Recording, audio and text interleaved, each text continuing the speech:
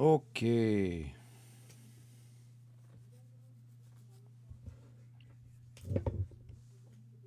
So I still wanted to read a little bit more tonight.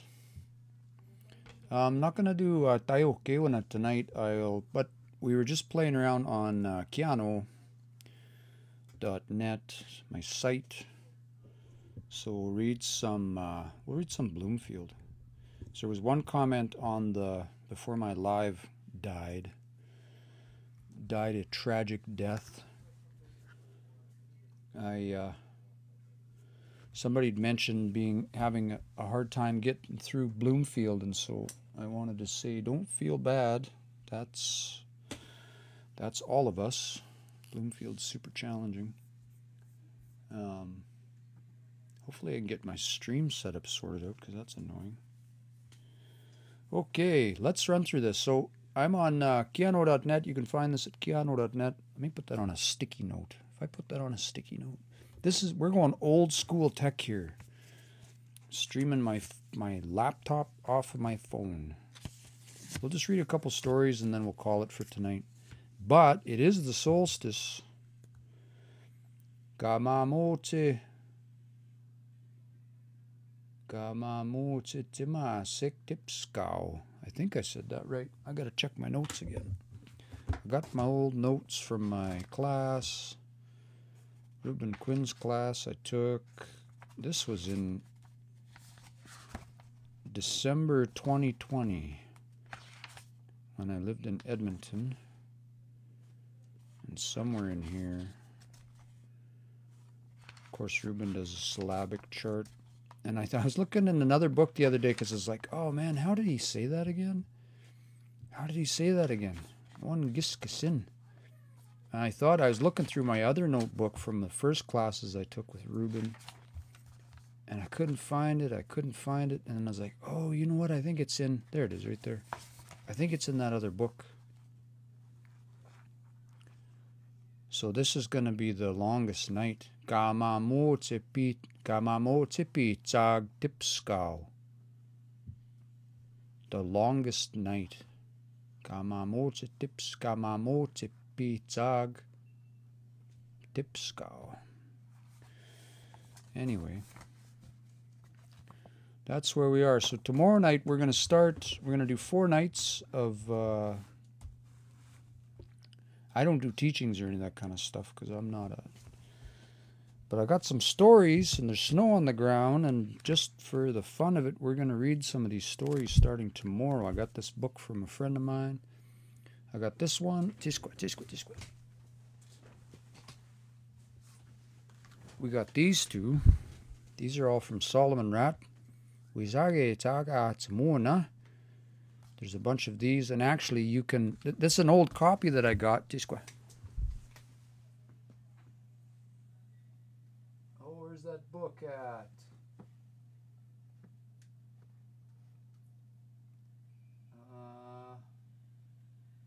This one. This one here. Kapis Kiskisian. This one. All of the stories that we'll read are out of this book. Well, they're technically out of this book. But this is TH, and they're good. This is a good book, but we'll read them in. We'll try and read them in Y.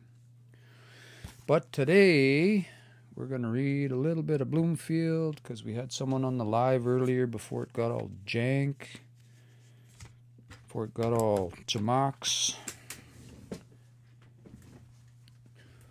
and crapped out on us. They said they're having trouble with Bloomfield, so let's go through a little bit together. If I write this on a sticky note, I wonder if you can see it. Old school, boy. We're going old school. Sticky notes, low tech. Okay. I'll put this on the screen for a minute so you can see it down there. Kiyânaw.net. But you can't read that at all. Kiyânaw.net. That's where we're at. So you can go to my learner library. Kiyânaw.net. That's where you can find the page that we're on. And if you go there, There's scroll down the page where it says Bloomfield, and you can find these stories.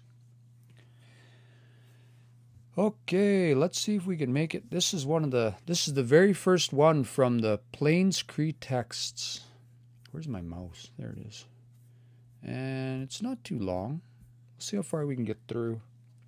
Now keep in mind, there are the translations on these, so but keep in mind that he translated this in like, I don't know, 1925 or something.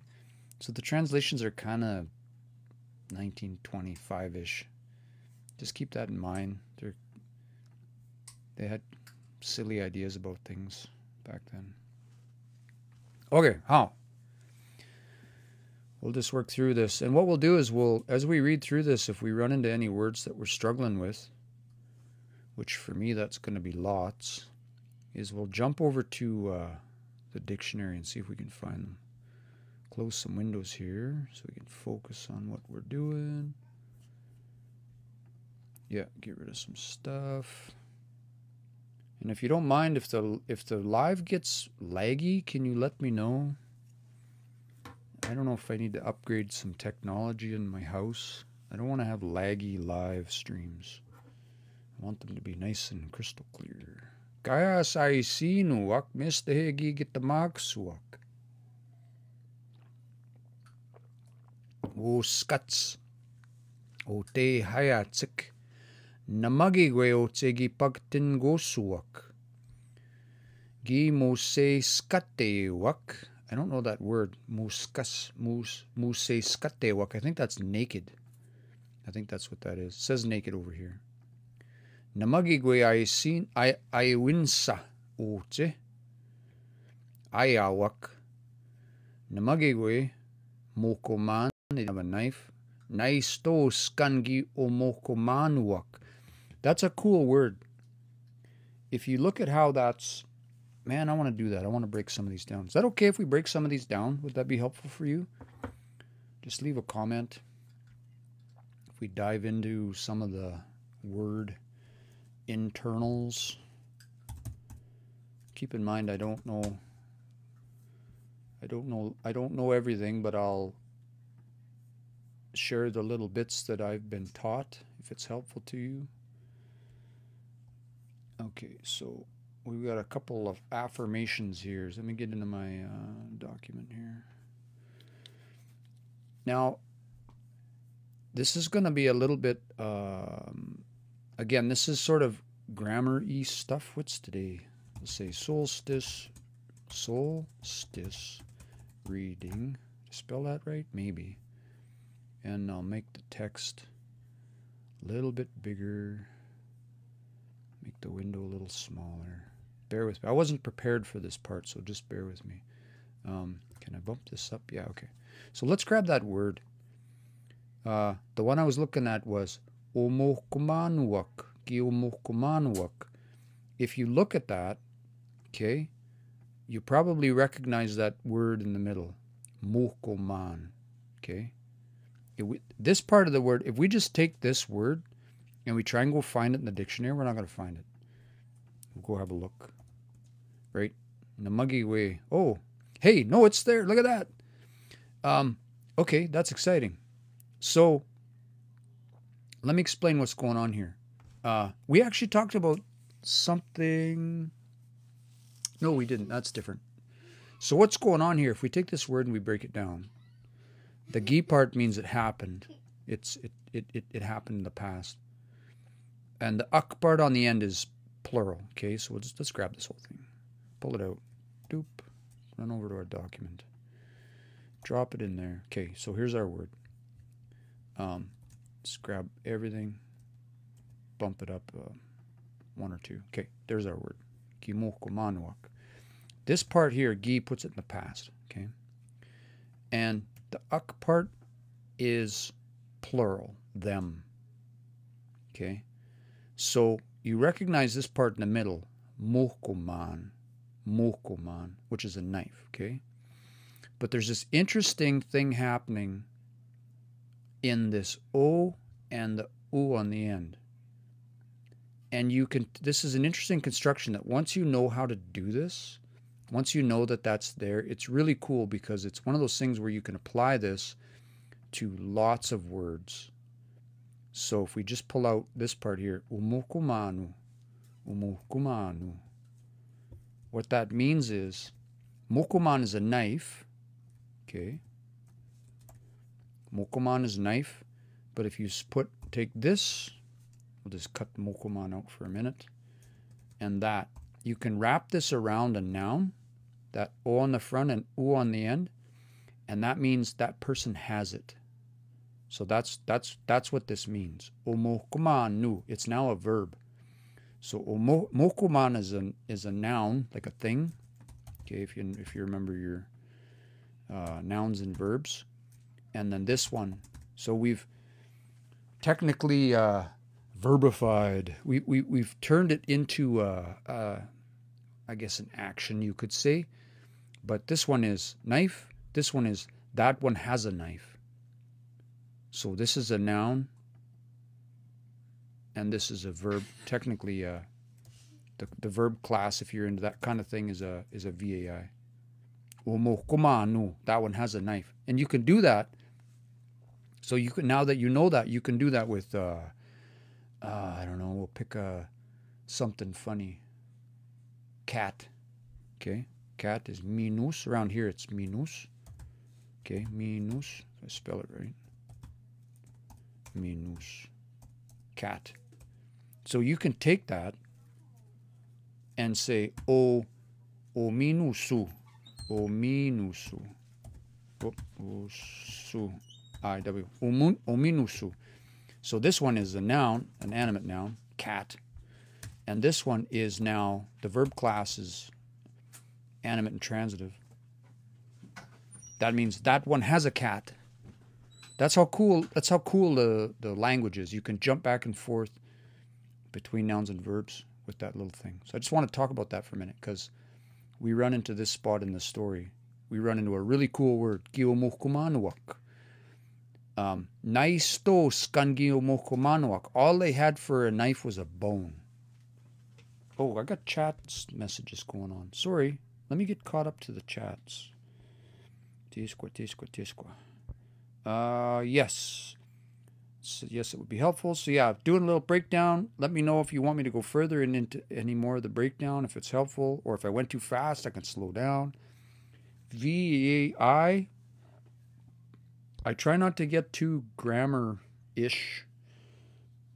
But if you're in any of the books or any of that kind of material, you're going to run into these terms. So they're not, what's the word? They're not, man, the academic stuff. The thing is that they need to put labels on things so that they can talk about it. But then you end up with labels on stuff, and then it gets confusing. Okay, that's where we end all of this stuff. So VAI, there's 4 different verb classes in the hiyawe. I'm not gonna go into it right now because I have other videos. If I say VAI and that it's not super clear what that means, go watch some of my earlier. You can find videos on my profile, earlier videos that talk about some of this stuff, because it's kind of. And if the grammar's just like, if it doesn't interest you at all, like don't waste any time on it. It's not necessarily going to be helpful if you're not there. But if you're interested in this stuff, or if you're into the books, especially if you're into the books, you're going to run into these terms. And it's unfortunate that you kind of have to go through this process of like learning them and then unlearning them. Hey, Lukey! Oh, kaki ukitam skatna. Wow, it's been I haven't been live for months and months and months. Lucas, I'll come back to your comment in a second. Man, I got really sick in the spring. I had a pretty rough year, and so I just kind of stopped doing lives for a while. It was too much. I'm trying to get back into stuff, and then I was busy with my business. I was out of work for a while. I had a rough year. I'm really grateful to be where I'm at today. I'll tell you that. Sorry, I know I missed some comments. What is Little Chief? I guess you could say Ogimas. Yeah, you could say that, I think. Ogimao is like the boss, chief, the leader. Ogimao. Ogimas would be like, yeah, Ogimas or Ogimasis. you could say, like Gino Gemasis. Lucas said, "Sorry, didn't mean to create extra work." Yeah, that's no problem. I don't mind talking about this stuff. I don't mind going into it. I don't mind getting into the details. I just don't want to overwhelm anybody with all of that stuff. I want to make it more accessible, because if you're a beginner language learner and you're trying to get into your language, especially like Plains Cree, Woods Cree, Swampy Cree, there's materials out there, but inevitably you will run into books that have this stuff in it. So I just try to introduce it gently and talk about it. If you have questions about any of that stuff, I'm happy to go into it further. But we're just kind of reading. For anybody who's on the live tonight, I didn't actually mean to go live tonight, but now that I'm on, here we are. I'm going to be reading stories. So Emma and Dude, no, sorry, somebody else. Lukey, when do you usually go live so I could come and join? I'm going to try and start going live again once a week. I used to do Wednesdays and Saturdays. I think I'm going to try Saturdays. I'm not making any promises right now, but because my life is busy, crazy. But I will be live for the next 4 nights starting tomorrow. We're going to be reading stories because it's the solstice tonight. So we're going to read stories for the next few nights. How did the romanization of these languages come about? So if you mean the Roman orthography, so let's go to my site for a second, kiyânaw.net. We'll go to Learner Library. We're going to search for standard Roman orthography. There's a PDF out there called How to Spell It in Cree. And the short version of this story is that in the 70s, a bunch of elders got together with some academics some academics got together with some learners and some elders, and largely based off the work of a fellow whose name is Leonard Bloomfield, which is what we see here. Leonard Bloomfield captured some stories from Sweetgrass Reserve in 1925 and published 2 volumes. One is called Plains Cree Text, the other one is called Sacred Stories of the Sweetgrass Cree. Bloomfield's works, and actually if we go back to my site one second, Bloomfield's works were the first standardized writing system for the Nehiyawê language. So his notes looked like this. He was the first standardized publication, and so SRO is largely based off of his work, but it was done through the consultation of elders and community, and then in the 70s they introduced the standard Roman orthography. It's unfortunate the word Roman is in there because it puts people off, but the important thing to understand when it comes to what we call SRO, some people call it the standard Cree alphabet. The important thing to understand is these are not English letters. These are English letters over here. This is English sounding letters. These are Nehiyawê letters, okay? So if you're trying to read this, understand that these are Nehiyawê sounds, not English sounds. English, SRO is the sounds of the language. I'm going to try and get caught up to my comments here, so just bear with me. I think that's Wet'suwet'en Hinnock. Cute. What language? This is Plains Cree, Y dialect. Indigenous Language Office of Commissioner has open grant if you can pitch a project. Thank you for the tip. Let me grab. I've got projects going on, but I'm going to write that down. Indigenous Language Office of Commissioner. Just writing Indigenous Language Office Commissioner. If you wouldn't mind reaching out, maybe send me a link or something, I'd appreciate that. My inbox is open. Emma, yeah, thank you. I do hope to be back online more. I want to live stream more. Checkman post way is consonants. Oh man, Lucas, you lost me. Checkman post way is consonants. Usually I can tease out if there's a typo or some spell check. You got spell checked, man. Your spell checker kind of trolled you on that one. Let me see if I'm caught up on my comments. I think we're doing good. Okay. Oh. Check man. Oh, I see. That's creative. CHKMNBSTY. That's funny. Yeah, that's cool. There's not that, you know, I don't have any trouble. I mean, I guess there's less letters in the Checkman post way. That threw me off, but I get it. I get what you're saying. Yeah, CHKMNPSTWY. There's less letters. I think there's 17 in total. If you sit down in the afternoon, you can figure out. The only thing is that if you look at this, you've got sort of seven vowels and how many over 11 consonants or whatever, 10, 11 consonants. And you just have to sort of, man, I don't want, you have to, if you get into a good material like Gino Gimas's Cree language of the plains that has a good explanation of the sounds of the language, then I think that's like the best place to start, because it gives you a really nice baseline for like being successful with getting into reading and stuff. Yeah, I'll just leave it at that. Hey, my live did freeze. Yeah, I saw that. I'm glad you came back, Pizza.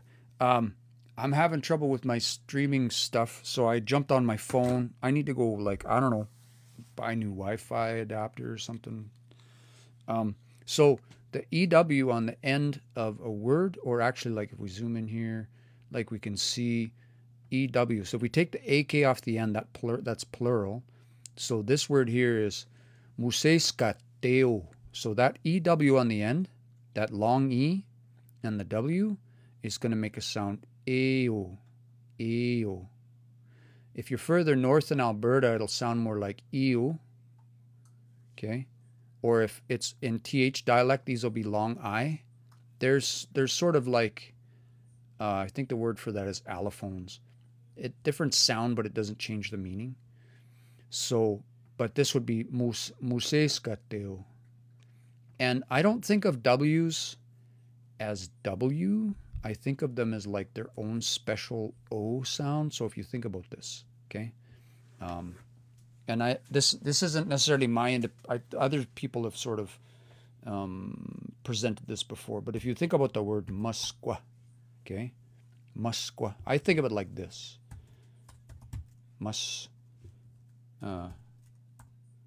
I think of it as like this O that makes an sound, okay, Musqua. Musqua, okay? Because as soon as you say a little bear, you say muskosis. So your question is, why did that W turn into an O? And the answer is because it was always an O. Go away. It was always that sound. So don't think of it in terms of the letters. The letters, they're trying to represent the sounds. And we've selected these because I think they make sense, but I don't think of W as a W sound. So back to that other word, or like you think about a word like napeo, okay? Napeo. You can think of it like this. I think of it like napi, and then again, where that W makes its own sound. I don't spell it this way because I've sort of internalized this in my brain. Napeo. So hold on, I got more comments. Let me back up. What Sweat Ninnick says, orthography and phonetics. UBC offers free course, Indigenous Languages Policy Planning with Assessment, and with Candace Gala. Is that UBC, like UBC Vic, or is that in the Okanagan, do you know? We're in West Kelowna right now. My wife is attending UBCO. She's in her last year of her language degree. Lucas says, A long A is always long, I long I O. Just wanted to give, yeah, there you go. Yep. There's lots of stuff. I don't really teach SRO because there's lots of stuff out there. I don't mind reviewing it every once in a while. I think I have other videos on this. If you go back through my timeline, I have videos on SRO. Neil Red Crow has stuff on SRO. Yeah, if you sit down, the most important thing when you're looking at SRO, or the standard Cree alphabet, whatever you want to call it, is that these are not English letters. If you try to pronounce these with an English voice, okay, we hear that from our elders sometimes. They, oh, you sound, you sound English, or you sound white, or something like that, right? And it's not that they're trying to be mean. It's that we haven't made we haven't made the connection in our brain that the sound of Nihiwewen is different. The sounds of the language are different. Nihiwewen has its own sounds, right? And if you've only ever grown up with a Gayasimuan with English, then that's the only sounds that we know. But if you've grown up on, like we talk about that, like res accent or whatever, eh? If you have a res accent, that's like the most beautiful thing you can have if you're a language learner, because you already have the gift of the sounds of your language. That res accent, quote unquote res accent, they say that. You talk that way because that's how your language sounds, because your parents or your grandparents, their first language was not English, their first language was their language, which has different sounds. That's why the res accent, the quote unquote res accent, that's why that exists. That's the sound of your language. That's a gift. That's the gift. Even if you don't have your language, you still have that beautiful gift from your family. That's the sounds of the language coming out of your mouth. And so when you read these words, or when you try and speak your language, think about that. Think about how you already have the sounds built into you. And some of, like me, I didn't grow up in community. I didn't grow up in that, so I had to practice that sound. And as soon as I realized that, Reuben Quinn describes it beautifully. He teaches that idea to disconnect the sounds of English from this and to speak. That's why some people teach syllabics, eh? Because syllabics, and you just focus on the sound. You're not trying to read English words. Muhkoman. So Seth says, how does this sound? Muhkoman. That's a long O. Muhkoman. When you see that H, we don't have an aspiration in English. When you see that H, make this sound. Muhkoman. If you listen closely to your fluent speakers, your old people, you'll hear it every time, even if their Cree is real fast.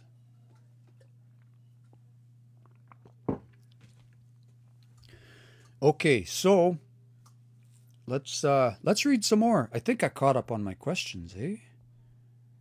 I think I caught up on my questions.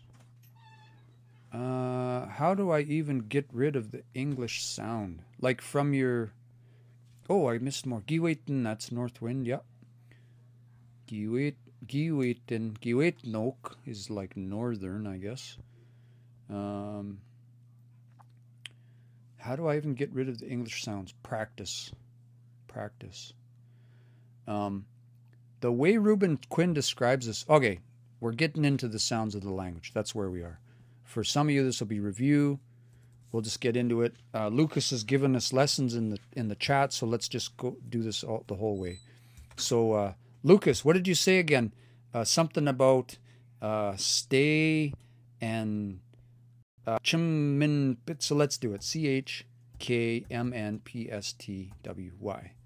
Most of these letters, and then there's short A, long A. There's short I, long I. There's short O, long O, and then there's long E. So these are the letters of the language, okay?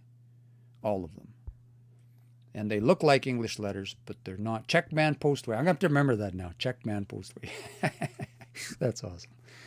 So the only thing you need to know is that some of these have their own, and I've done other videos on this, so this I'm going to review this really fast, okay?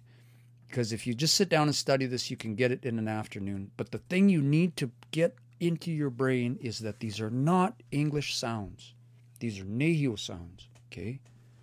So this one is going to be, it's either going to sound like ts, like cats, okay? Or ch, if you're in Musqueam, okay? But I say Musqueam. So it's either going to be ts or ch, depending on the community. So Musqueam is going to be more like ch, but say Saddle Lake is going to be more like ts. Okay. This is an aspiration, so it's a puff of air. So like mitadat, mitadat. Okay. This one, this is called an allophone. So sometimes it sounds like k, like a k, and sometimes it sounds like g, like a g. But it doesn't matter, because what matters is how it's... The difference between k and g is one is voiced and one is not. And what that means is... Someone took classes. Yeah, right on.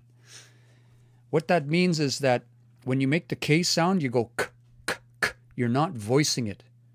Okay? Your voice isn't making any noise. But if you make that same sound while you're talking, g, g, g, now you've got this sound. So they're the same sound, just one is voiced and one is not. And usually people want to know, like, are there rules or whatever? But if you think about this word, kukum, okay? Think about this word. If a word starts with a K, sometimes it sounds more k-ish. And in the middle it'll sound more g. And sometimes when it ends with a K, it'll sound more k. But not always. Like if you go to like Sanchalo Chis, they say gukum, gukum. So this sounds more...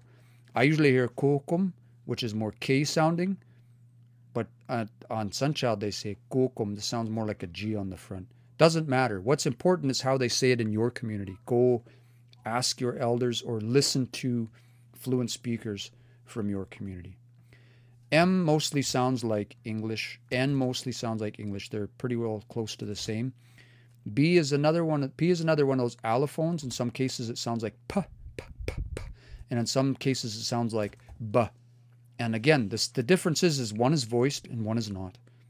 Voiced meaning that your voice is making sound when you say it. But the way Reuben Quinn describes this letter, this sound, is you put firm pressure on your lips before you pronounce it. You put firm pressure on your lips before you let out that sound. Ba, ba, ba. S is mostly the same. T is the same thing. It's another allophone, so it's like... Some cases it sounds like a T, and in some cases it sounds a bit like a D. It's like in the middle-ish.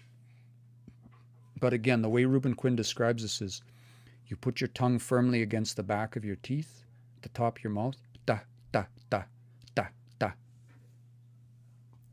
And then W, again, we talked about. This isn't really a W. I find it's more like a... I think of the sound O whenever I see that, and why. And the important thing is just study this. Study it a bit. It takes a while to sink in. You can't just memorize it in one day. You just got to keep kind of picking at it and studying it. And then these ones are also fairly easy. I'll just lay them out here quick. Sounds like the in but. The way I hear this is like the in father. But in some areas it'll sound more like in hat. Okay, depending on where you are. Just sounds like English I, like pin. This is E, like feet. The long I makes an E sound. The short O sounds like shook, or book, The long O sounds like moose, moose. And this sounds like A, like hey. That's it. If you get these ones right, you're probably 9/10 of the way there. I hope that's helpful. People were asking about sound. So I hope we didn't lose anybody. Here's a little bit of review. So when I look at this word, the question was about muhkuman. So, there's aspiration. Muhkuman, muhkuman, muhkuman. Then there's a few tricky ones like AY, whether it's a short A or a long A. It's going to make an I. Ya, I. Kigwai, kigwai. Ayawak, I. IY is going to make an E sound. Let me see if I can find one. There's got to be one here somewhere. Anyway, let's read some more. We were at Namagigwe Mokoma Naistos Kangi Mokomanuak. This is where we stopped because we wanted to look at this. We saw Mokoman in there, but then this interesting transformation was happening where we see Mokoman, but it's in the form of a verb. Naistos kan. All they had was a bone for a knife. So this Giomokumanuak, they had a knife, but the sentence in context means Naistos kan Giomokumanuak. All they had for a knife was a bone. Namagigwe otseaya wakiskuteo. They didn't have any fire. Atsosispago giotsinipa heoak piskua. They just had an arrow for. They only killed animals with an arrow. Atsosis. Let's see. With merely an arrow, they killed animals, it says. Oskana e gigamotatsik. I don't know that word. Wipsiswa. So I'm in a scenario where I know my SRO pretty good. So even though I don't know these words, I know my SRO and I know my stress.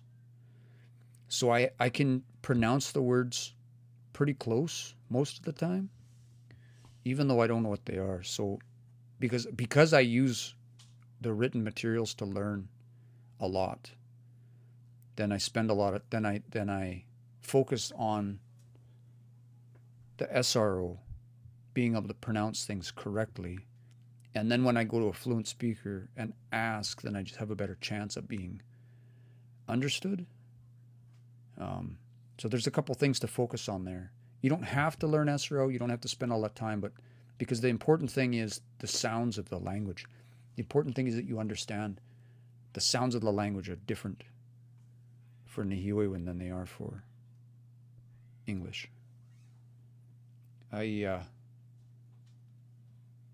think my comment, could somebody drop a comment and let me know my live is still going? I think so. But I froze earlier, now I'm paranoid. Now I'm like, did the live stop? It says there's people here. All right, okay, let's read some more. Oh, Native Warrior. I did a Michif class and a lot of the words sound so similar. Man, I got a hot take on this one.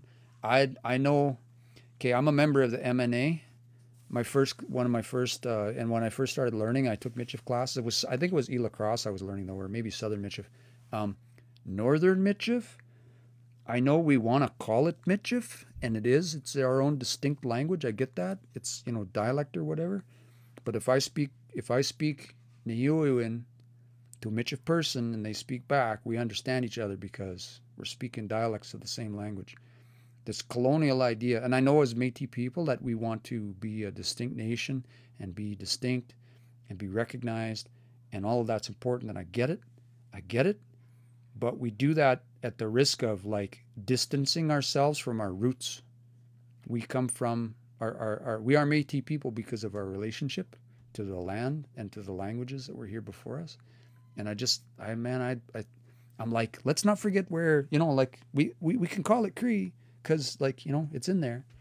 And it gets so political. It's frustrating. Hey, Kirsten, it's good. Good. Yeah, right on. Glad to live. Anin, bonjour, tapwe. Yeah, mananto. I don't know how to say that. Nishnabimon, I'm good. Nemiwayan, I'd say that. Nemiwayan, I'd say that in Nihiwewen or Michif. Nemiwayan. But I don't know how to say that Nishnabimon. That's another language I'd love to learn. More sounds for the sounds. So that's an allophone. So, again, we spend so much time in Métis land fighting over orthographies and things. I'm not going to get too far into it, but I will say this: there's this. My hot take is we should use SRO for everything, because if I say danse, that's how I say this in Cree.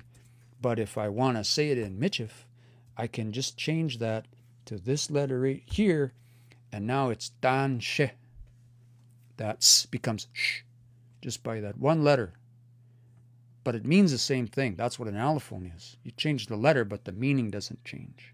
Okay? And you can, in my opinion, you could spell everything in Michif using SRO. But I don't know. We like to fight over orthographies. Hopefully we'll figure that out soon. Let's go back and read some more. Okay. So, oskana e gigamohtatik. I don't know that word. Let's go look it up. Weepsua. Let's go see if we can find this one. So instead of cheating and looking over at the English, I'm going to show you what I do lots of times. Grab that word. I'll copy this. We'll jump over to it. Weuna, and we'll look it up. Okay, we'll see if we can. They fasten something on. They attach something. So they attach the bone. Weepsua. Sounds like a weepsisua. They're to like a willow. No, nipsi is a willow. I don't know what that word is. Weepsua. No, that's not it. All right, we have to cheat and go look at the. We have to go look at the word. They made fire. They did this. No, where's it at? They fastened bones to their arrows. I didn't get that at all. Weepsisua. I thought. I wonder if that's another word for arrow. Weepsis. Yeah, that's a small arrowhead. Oh, okay. Weepsisuak, to their arrowheads. That makes sense. Kirsten says, I've always wanted to learn Cree Ojibwe. Yeah, Nistaiwana. Learning some Nihiwewin, and I just know the tiniest little bit in Anishinaabe. It's another beautiful language. Okay, Namagigwe, Gigit the Magswik. So Namagigwe, even though we're just saying Namagigwe, we're saying here like they just had nothing. We're just reinforcing that idea, hey? Gigit the Magswik. Raise show of hands, who knows that word Chamax? Kristen says, I'm Métis and I grew up around Ojibwa but never got to actually learn. Yeah, I get that. My mother always hated her culture. My grandma too, she talked about being Métis like just like one time when I knew I was Métis when I was a kid because my parents talked about it all the time.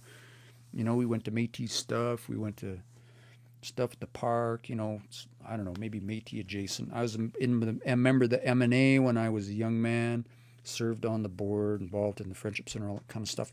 But same thing, my dad's family, especially my grandpa on my dad's side, he actively mocked us. He actively mocked my parents for being involved in you know, Native activities, right? He was a dick. I miss him, but I'm also, you know, we didn't need that kind of stuff in our family. So grandma on my mom's side didn't talk about any of that kind of stuff because it wasn't. Hey, Monanto, been a while. Yeah, I haven't been on for a long time. Some comments in this live were filtered to protect the community's experience. If you're going to call me a bad word, you got to do it in the language so I know you're swearing at me. Jamak, so that's where that comes from, this word. This word, get the magsu, that's that word. That's where that comes from, chamaks. It's sort of a quick version of that. Or sometimes that T sound, oh, yeah, poor, yeah, pitiful. Sometimes the T is a C, gitsamagsu. That's where that word chamaks comes from, gitsamagsu. Gigitsamagsuak, they were pitiful. They were in a rough state. Yeah,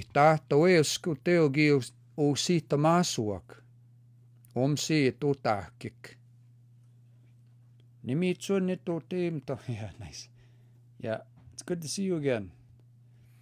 So, you know, suddenly or at some particular time, iskuteo is fire. Gi osi tamasuak. Osi tamasuak. So osi tao is to make something. Let's see if we can find this one in the dictionary. Sometimes they're there, sometimes they're not. So this will be my process. I'll just go look up words. Yeah, there it is. They made it for themselves. So at some point, they made fire for themselves. Omse e totakik. This is what they did. Egisiteik. I guess it's saying, it sounds like it's saying it's hot.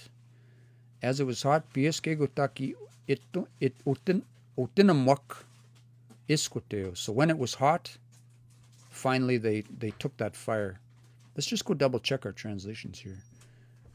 Pity state. Presently they made a fire themselves, doing like this. When it was hot, they got fire from it. Yeah, so something like that. So sometimes when you learn, when you're learning, when you're just starting out, you run into this. You start learning about. Let's jump over to Dwaywana for a second here, right? You start learning about, like say, utinam. You learn about independent mode, and then you learn about, independent mode, and then you learn about conjunct mode, right? And it takes a long time, and we sort of learn about this like the wrong way. No, maybe not the wrong way, but we get, in my opinion, we get kind of the wrong impression about what these mean. Independent mode, conjunct mode. We learn that this means nitotnein, I take it, eutinaman, as I take it, or I am taking it. But in context, egisiteik is talking about the fire. When it got hot, or you could say as it got hot, I suppose. When it got hot, finally they took some fire. Egotagiotinamok. They took some of that fire from there. So this kind of means when. And that's one of those things that I don't know how to explain why that works. It's just what it means. Because these two modes, independent and conjunct, they don't actually have a translation. They more so, what they mean is they're talking about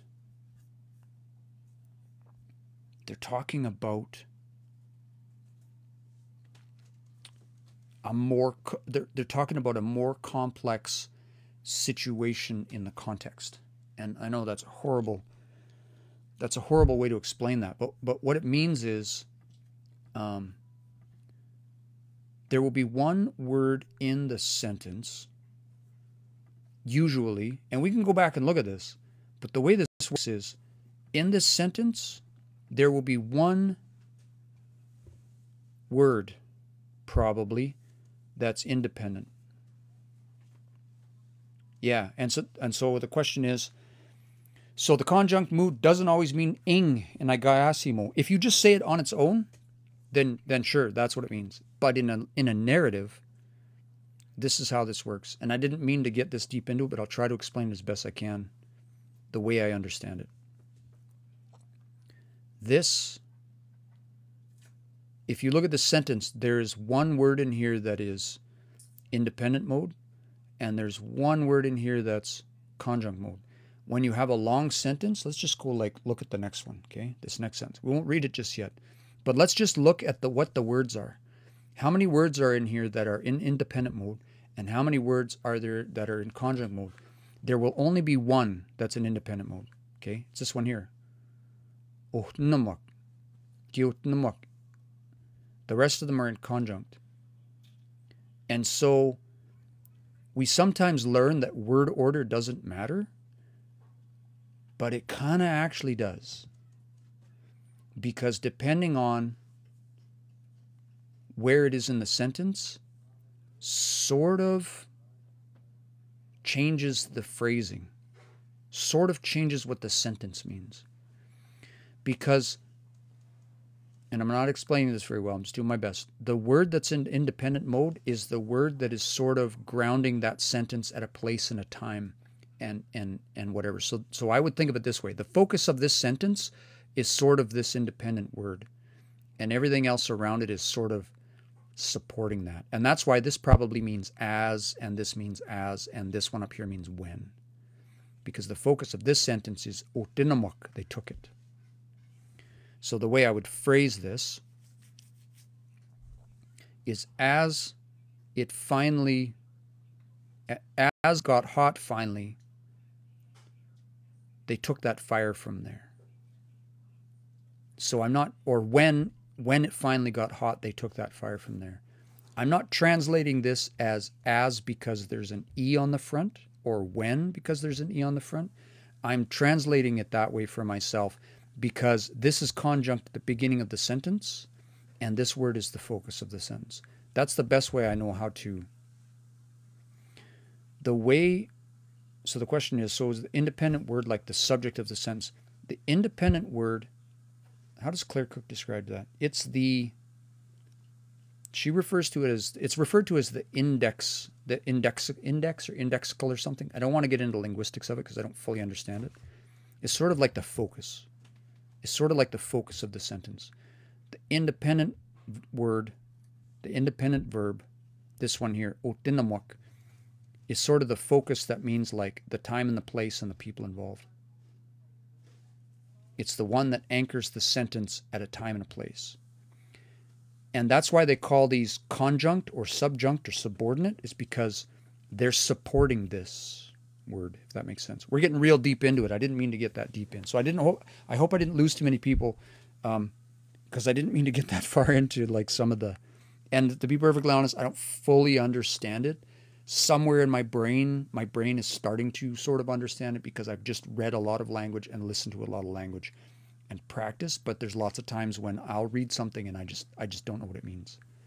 And that's just part of the intermediate language journey in my experience. I hope that was more helpful than confusing, because I'm sure I didn't do a great job of explaining it. And the reason for that is because I don't fully understand it myself. But I do know if we look at a sentence, there will be one independent word, one independent verb, and the rest will be conjunct. So let's read this one. Biisk asinia, biisk asinia e pagamahwatik e wasasko te paiet ego te guagiot namwak iskoteo I sinwak. There's a couple typos here. That's okay. So I'll see if I can make sense of what this means, and then we can go check. So finally, they took and they struck a rock. They struck this rock. And they made a spark. And from there they took, those people took their fire, got their fire from there. That's the way I understand that sentence. And so maybe the way you would translate that, again, thinking in terms of like, this is, conjunct, independent. It sucks to sort of read things that way, but it helps with the phrasing. So maybe the way we would interpret this is, finally, as they were striking a rock, it made a spark, and from there they got their fire. Maybe you could read it that way. And let's just run over and see the way Bloomfield interpreted this. So, again, also they pounded a stone, and when it sent out sparks from this too, they got fire. That's an interpretation.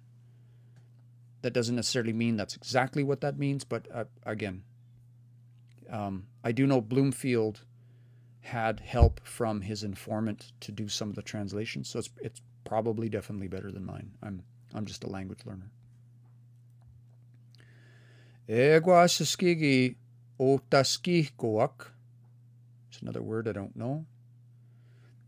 Mina gi watihkewak pake gene asuwatatsik. We'll come back and look these up in a minute.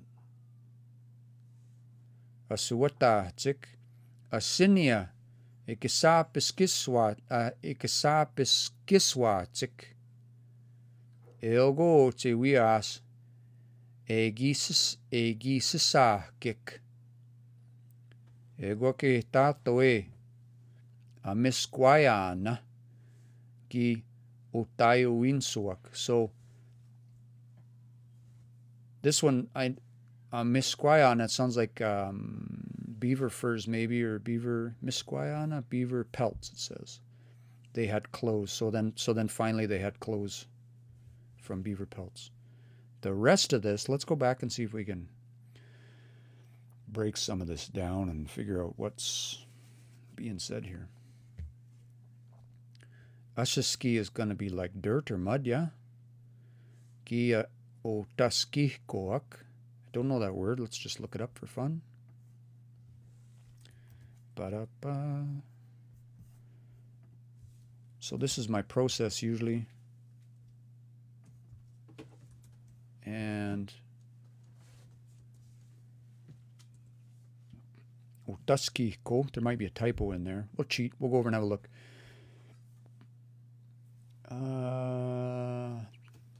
Their pots and kettles were of earth. Oh, askik. So that's why. Oh, I got to do my puzzle. Chisqua. Ta-da! Yay, I get to stay on my live. That's why. You know what? The last time I did this, we ran into this too. So we just did this exercise.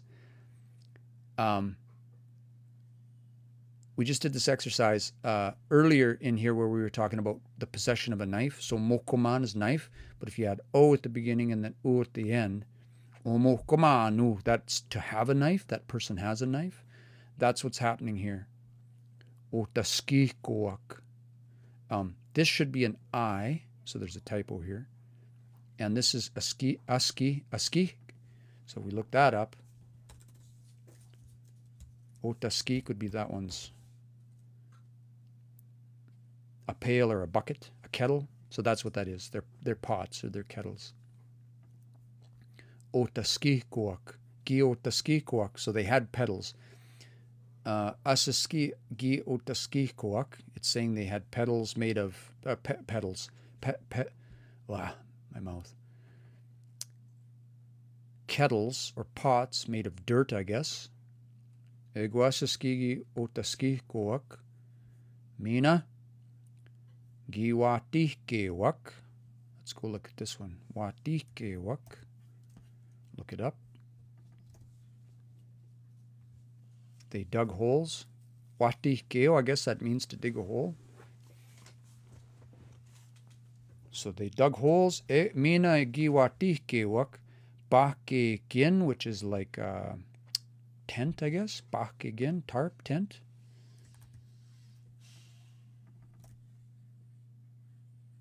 Hide, tent, yeah.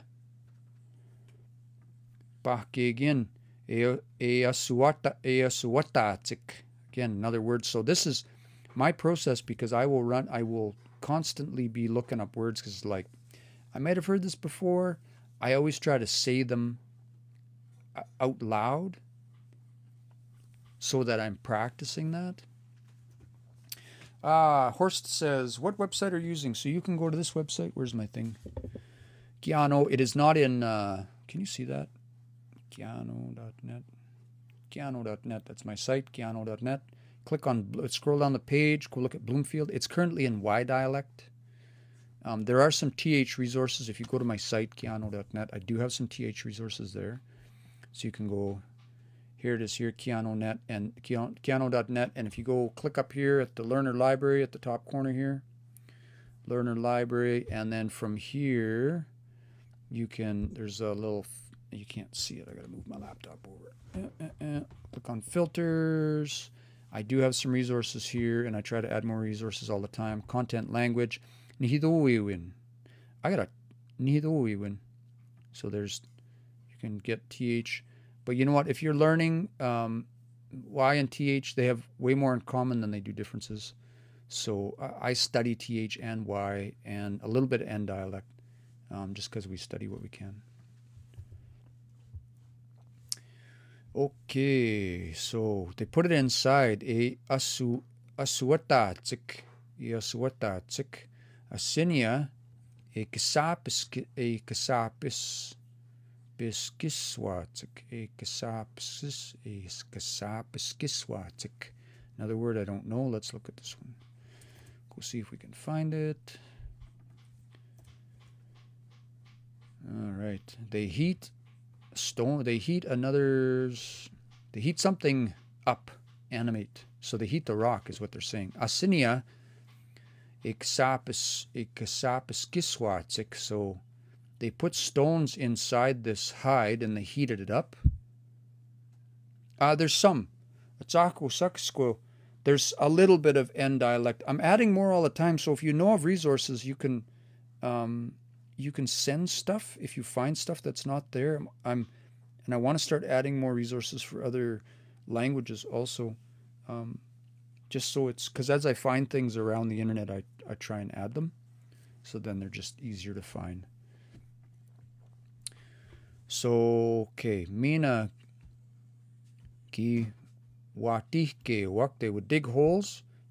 Pakegene asuwata tik, they would put inside the hides, they would put asini asuwata tik.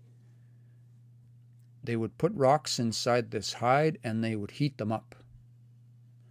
Elgo tiwias egi sisa gik. Gisisam. So let's look that one up. Gisisam sounds like cooking. Maybe something to do with cooking. They cook something. Gisisa gik. So gisisam is the root of that one, the lemma. Elgo tsi, so from that, or in that way, I guess. We ask egisisa gik. They would cook their meat.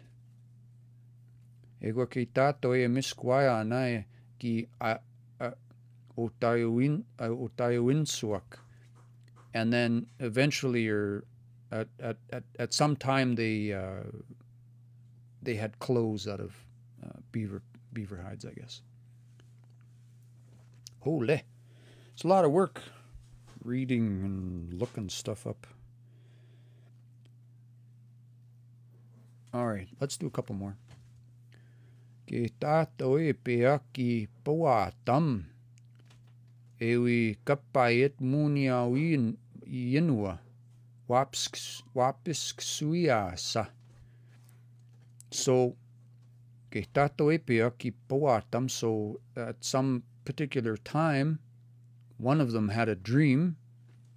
Ewi kapayet muniawi yenua. I should know this word. Kapao. What does that mean, kapao? Why does it sound so familiar? Because I read this story before, that's why. Kapao. It's going to land, come ashore. Okay. Ewi kapayet muniawi yunwa. So they had a dream. They had a dream that Wapisksuya Sa was going to land, come ashore. Atsamo Daispi da kapayet. So he told a story. Daispi. I don't know that word. Daispi. Daispi. It's not in there. Might have to go cheat. At that time, I guess. At that time, they told this story that they were going to land, I guess. Tapwe anwetoao. I don't know that word either. Anwetoao. They didn't believe that person. They didn't believe that person that had that dream, I guess. Ati tapwe tag, but some of them did. Some of them believed. Egwa egota mamik ispitsuak tige gitsagami. So let's see here. So some of them believed them, and then from there, Mamik Ispitsuak, they moved camp around the Mamik is like down, something to do with shore. Mamik, downstream, yeah. So they move Ispitsuak. Ispitsu is going to be like, they move camp in that direction, I guess. Yeah, they move thus, thither, whatever thither means. Downstream thither they moved camp. Egota mamik ispitsuak tige gitsagamik. That's like the gitsagamik is like a big water, right? Isn't that the word for ocean? Gitsagamik, the sea, I guess. Great body of water. So like alongside the some kind of sea or some kind of great body of water. Okay. Egwa wipats ga wipe kapa tsikto. So the egwa is like egwa can be like and or now or then, I guess. Egota or egwa. Egwa is kind of like now. Now soon. Ka wipe kapa. They're gonna land soon. ATC says, where can we find the story? So if you go to my site, kiyânaw.net. Kiyânaw.net. I got this real, you can't read it very good on this. Kiyânaw.net. Wish I had a better, trying to get it in the light so you can see. If you go there and you scroll down on the page, past all of the stuff, and you'll see one that says Bloomfield Online, and you can click on there, and that's going to bring you to, there's a bunch of stories. So on the one side we have Plains Cree texts, on the other side we have Sacred Stories of the Sweetgrass Cree, and we're on the very first story here. Oh no, we're on the first story. Ancient Life. I think that's the one we're on. Okay. Egwa wa we putska we pe kapatsik. I think that's supposed to be ga, not ga. But I could be wrong. Ga we pe kapatsik. They're gonna land soon too. Maskutsa po mitne giepa. Giepa. That should be a long, eh? Itoyo ay sinwa. Let's go see what this says. Now the time is close at hand when they will land. Surely very soon, he told the people. Maskutsapo. That's one of those ones where I'm like, Maskutsapo. If you're a fluent speaker, I guess you would just understand that. But like ahpo, I learned that to mean like or, and maskuts is like maybe, I guess. Maskuts. If I just, because this is how we learn as learners, like looking these up and trying to piece together, perhaps, maybe. So then when I read this, maskutsapo, I read this as like maybe or, but I know it has a different meaning. And then when I look over here, it says surely. Is that what that means, maskutsapo? And I don't even think you can look this up. Like if you just take that phrase, what I call a particle phrase, I don't know if that's the right word, you can't find it in the dictionary doesn't have it, right? So that makes that tricky when you run into these phrases. And I mean, this is the kind of thing that shapes, it fundamentally shapes what a fluent speaker is saying, all of these particles, right?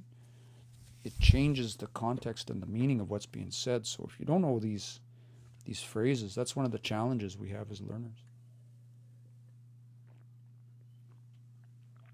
Oh, holy. Maskutsapo mitne giepa. Giepa, I think that's giepa. I could be wrong. Let's look it up. Giepa or giepa. Oh no, it is giepa. Giepa, okay. Etoyo aesinua. Aesinua. Here he has aisinua. Let me put it on a better piece of paper so you can see it better. Tisqua, tisqua. If you go to, I'll put it on a white piece of paper so you can see it better. Not that silly sticky note. Kiyânaw.net.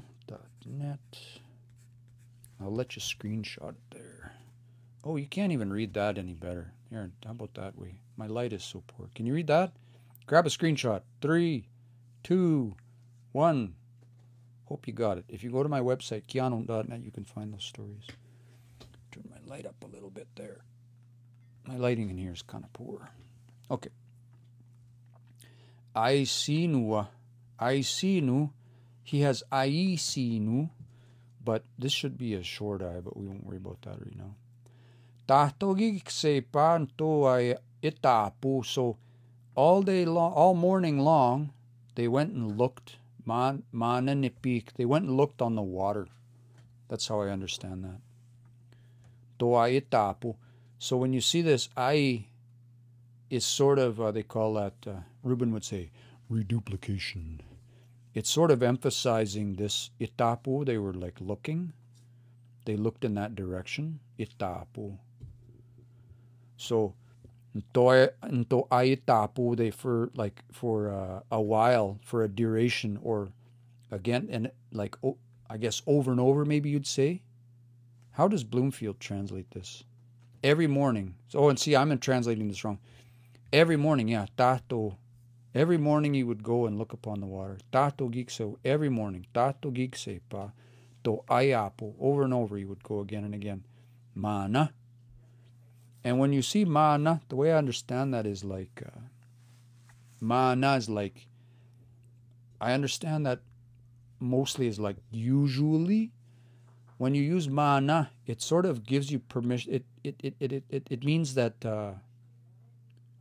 it gives permission for it to not be like every single time. And just like he would go every morning, but maybe once maybe he didn't. Right? Mana, it sort of softens the absoluteness of the statement that you're making. That's the way I understand mana. Tatugik se panto ay itapumana nipik. He would go and look on the water every morning. Ke tatoi ka petisap ke petisapatak timana. Most of those words are joiners.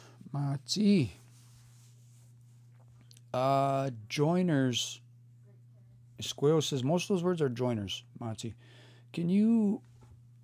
How do you mean joiners? Can you like just elaborate on what you mean there? Like joiners in terms of like I or mana.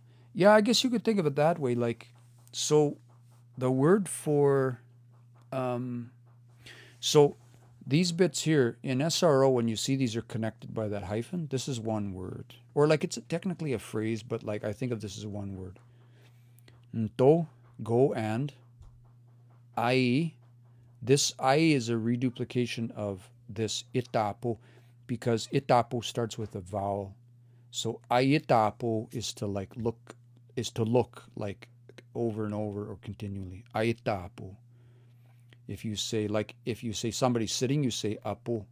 But if you say somebody's at home, like they're there, they're not just sitting, you say ayapo. Ayapo. And that I is reduplication of verbs that start with a vowel. If the verb was started with a consonant, like pe pisapatak, then it would be pape pisapatak. And we see that in some words like, I'm just trying to think of one on the fly here. Some are fossilized like mamtanetaman, or some are like papimutan, or papimuteo, like to go walking around again and again or something like that. That's how I understand that. So that ayapu is like, the I part means kind of like over and over again, or continually, or like the duration of that activity was like extended maybe. Mana, they call that so this one here they call reduplication. Mana is what they call a particle, and it changes the meaning or context slightly to be less definite, I guess. Or like, I interpret this as like usually. So tatogikse panto ayat into to aita pumana. You hear that lots in stories when they tell stories. Mana. He would go and look at the water every morning. And maybe you could translate that to say, or interpret that to say, he would usually go look at the water every morning. Mana. Usually, I guess. That's the way I sort of understand that. That's one of those ones that's hard, because if we look this up in the dictionary, there's probably more than one. Like some of these you'll see. Oh, mana. Why is it mana showing up properly? Not mana. Mana. Here we are, down at the bottom. Usually, habitually, customarily, generally, always, continually, used to. Yeah. So there's like, changes the context a little bit, I guess. That's the way I understand that. Gives the sentence context, I guess I'll say. Que tatoe, all of a sudden, or maybe at that time, at some time. Que tatoe, que tatoe. This is another, these are words that you hear in stories. all the time, eh? Mana. Kita toy. If you hear, and hey, if you're on the live, kakyo kitam skat now. We're going to be reading some tayo kiyânaw. Tomorrow night for 4 nights, we're going to do some stories from Solomon Rat out of this book. Kapi sigiskisian. We'll read some of these, and maybe some of the pipi kisis. Tayo kiyânaw will read stories for 4 nights, just for fun. Kita to'y kapi tisapa taktimana. I'm going to break this down because I could be wrong about this. The pe part is like coming. We say isapa tak. This long a this part here. This is interesting because we see this in the language sometimes. This isap, the way I understand this, is the same as this itap. They mean the same thing. But now, it makes me wonder if you can say itapam. I don't think you can. Itapatam. I bet you can. If we say, I bet you can say itapatam. Yeah? No? Yeah, you can. See? Itapatam. So, looks at something thus. That's the way they saw it. So these are the same. Itapo is just to like look, but like look out in a direction maybe. Like you can say, "Anto why we tape? Go look outside. To why we tape?" Right? You're not looking at anything in particular. You're just kind of looking out in that direction. And so this itape here and this isap, these are the same. So something coming, and he looked at something that was coming. It was a canoe. Timana.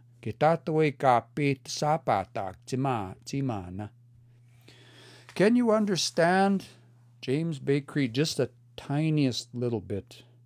It's quite a bit.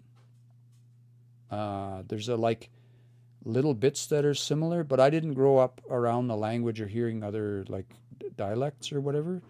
So I only get little, like, what I'm trying to say is I'm just barely hanging on to the dialect I know. Just little bits. Not conversationally. My comprehension's not good at all. Your kokom is from James Bay. Okay.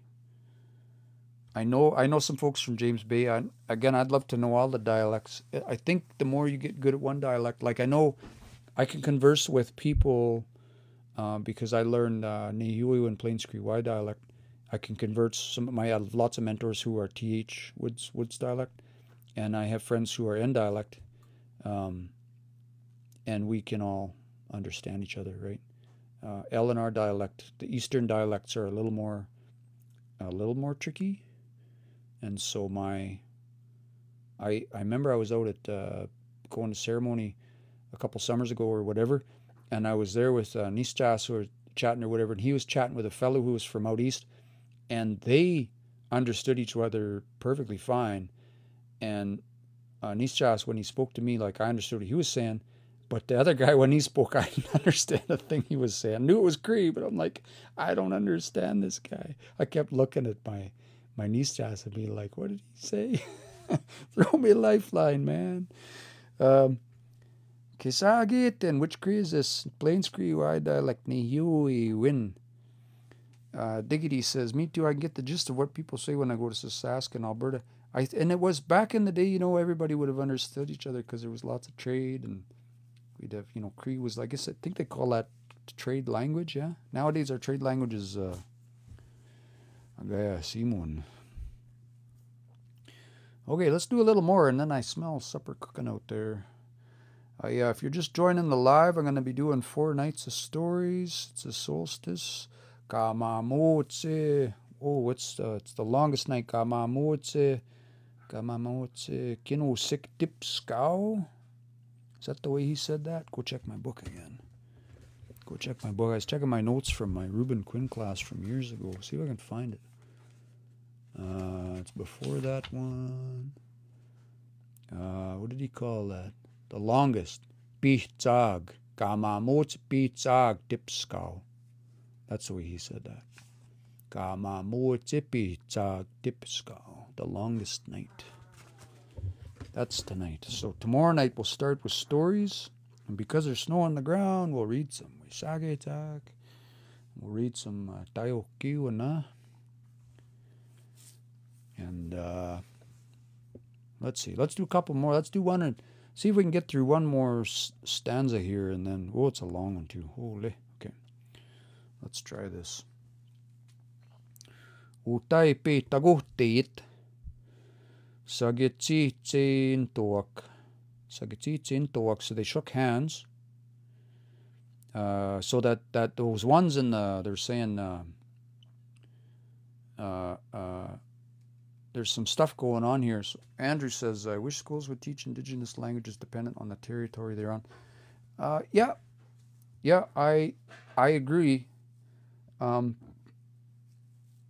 suppose if the feds recognized our indigenous languages as official languages and they would be forced to fund them instead of the peanuts that they're tossing around right now, I don't think they'll ever do it, and I don't think the schools, outside of the occasional one volunteering to offer some curricula on indigenous languages, I'd love to see it. We definitely need more supports for our kids. We need more supports for our parents. And so that's why we're here tonight on this live. A lot of the work that I do is to try and inspire, try and support adult language learners who, if you've already been through, beginner class or something, and you were not sure where to go next, I try to just encourage you to keep going and help people access the resources that are available, even though they're not necessarily great at meeting you where you're at in your language journey. Square says a lot of school and Cree communities have Cree teachers. That's great, and they should. Square says some schools in Ontario offer language classes, but it's low. Was in an Ojibwe class in high school, yeah. But we're still in English immersion all the time, right? And this is the problem. I think I'll flip my screen around and we'll just chat for a minute before I go. I have about 10 minutes here before we. Oh, I missed a comment there. So Andrew says I worked for the official languages department. It was quite sad. I was so disheartened. The thing is that as soon as it's bureaucratic, hey, thanks for the likes. Appreciate it. Let me get my camera flipped around. You can see my ugly mug. Where's the camera button? More? Flip camera. Ba-na! There we go. Part of the problem is as soon as it gets really bureaucratic, and if it's not community based and if it's not learner focused, then you end up with a scenario that's really prescriptive. My wife's in university right now, and oh God, I know, I'm sorry, I'm so sorry. Turn the camera back around. OS. My ugly mug. I'm even having a good beard day. One of the problems is that monies come into organizations sometimes, and then it can be very time consuming and costly and all of this stuff to come up with these programs that we have to do a lot of community research and all that stuff, which we should do. But I don't know that the programs that are hitting the ground are still even meeting the needs of people, sometimes because there's other barriers in the way. Like if we have socioeconomic barriers, like if people are struggling to, with things like rents or food or other, addictions, substances, all of these different things, it makes it really hard to access. It makes it really hard to focus on something that is as challenging as language learning. Hey, pretty sure you know my Muslim Jimmy Tapwe. Story Mao. I know Jim. Jim was the one that kicked my butt into language learning. I'll tell you that.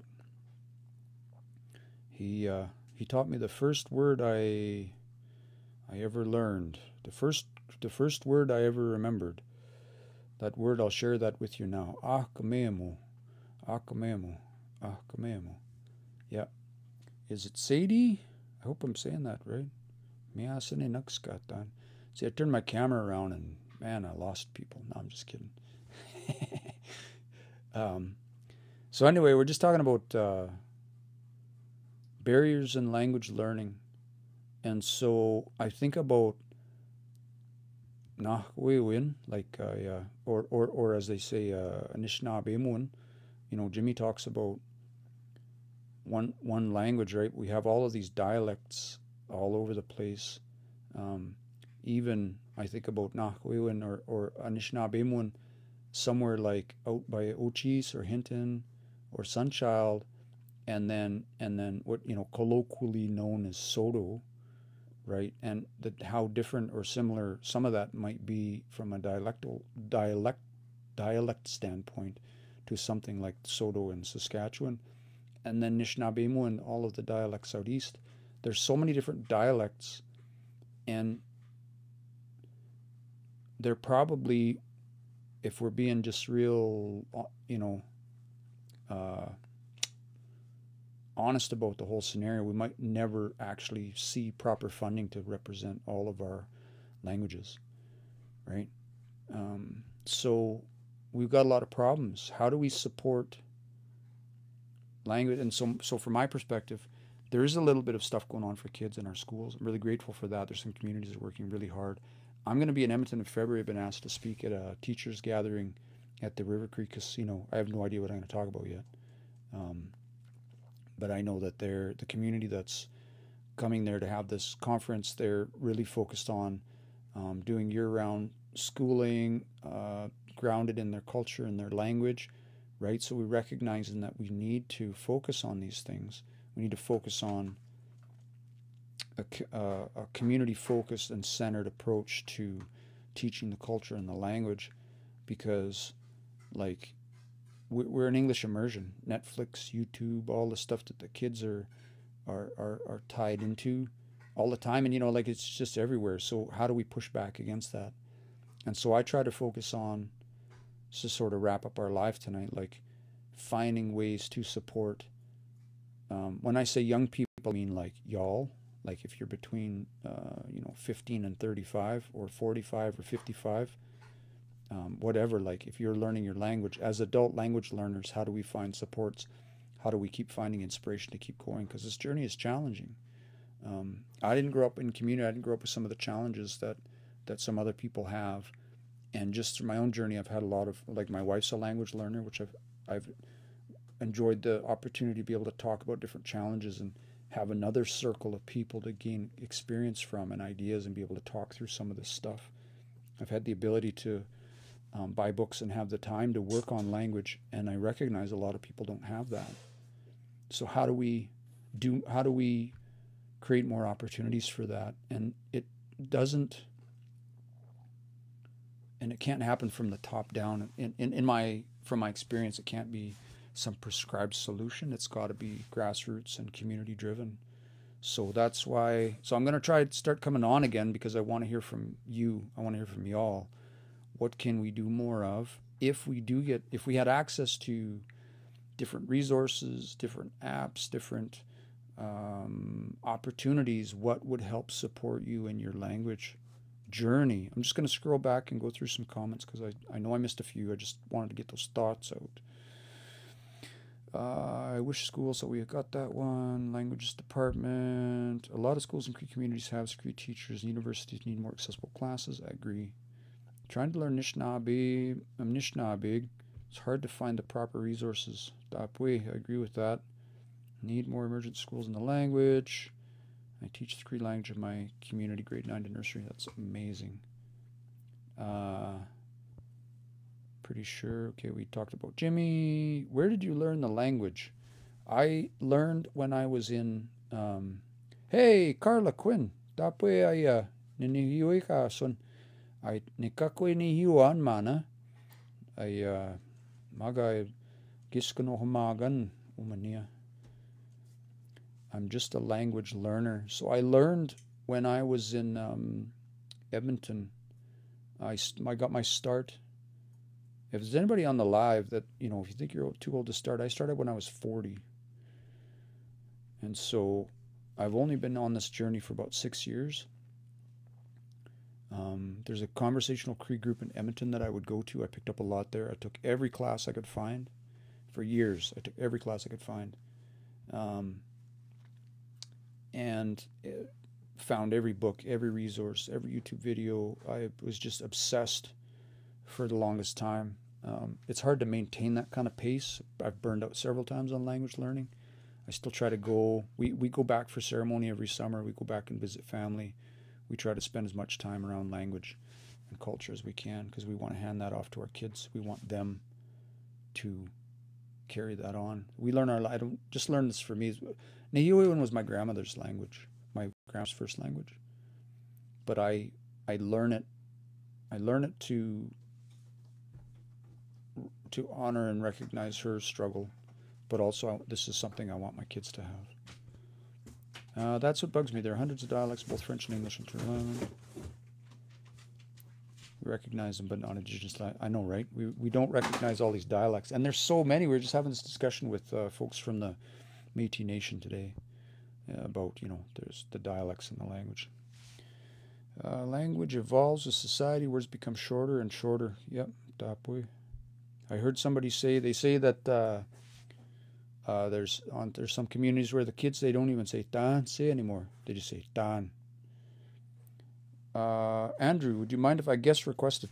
Yeah, go ahead, but I have to unplug my mic. So plug your ears. If you're wearing headphones, maybe I'm going to pull this mic out. There might be a pop, and I'll bring Andrew on for a minute. So in 3, 2, 1, I'm going to pull the mic out. 3, 2, 1. Sorry about that. With my microphone plugged in, is there still sound? Can somebody give me a thumbs up? Make sure that the sound is still working. I had to pull that mic out so I can, because if I bring Andrew, I bring you on, I'll be able to hear what you're saying. Okay, perfect. Tago says, yes, some hears people say timigwaits instead of gitimigwaits. Gitimigwaits, yeah. Language shifts, hey. Okay. Andrew, let me see if I can guess. I did this before. I got to find the button.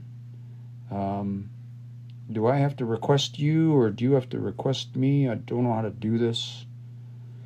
I'm not a accomplished liver. How do I do this? There's so many. Oh, because I'm in the comments. I think I got to close the comments. Stop it. Swipe left to close. I just tried to do that. Trapped in the comment. Okay, so now I try a different button here. Guests. Oh, there's a thing there. Yeah, there we go. Hey, hopefully that worked. Hello, kia ora, Megwet. How are you doing? Oh, Tanse. So I've been following you for, I'm not really sure how long, because I love the way that you present languages. I love the education that you offer. Like, you're one of those people that I'm like, can we have more of you? Because well, I used to date a linguist who was a PhD. He taught translation between French and English, and he absolutely schooled me on so many different situations. Like, for example, when we're talking about different dialects, when I said that there's different dialects of French and English across Turtle Island, for example, the French that you hear in Alberta is completely different from the French that you hear in Northern Ontario, which is completely different than you hear in the Ottawa Valley, which is different in the Saguenay, and then all of a sudden you start hearing Shack over in New Brunswick. Yeah. And yet, when I was working for the Official Languages Act, all of those different dialects were respected. And when we were traveling around the countries doing consultations for the 50th anniversary of the Official Languages Act, there were multiple times where I had to try and source Indigenous translators, so that when we were going into Indigenous communities, that we would have somebody who would be able to speak the different languages of whatever community that we were going into, to be able to make sure that the community was understanding what we were talking about, the things that we were saying. And what I found appalling was the respect for French and English was there, but there was little to no respect for the indigenous languages. Yeah. And what bothered me the most was, like, how can you discriminate a language against another?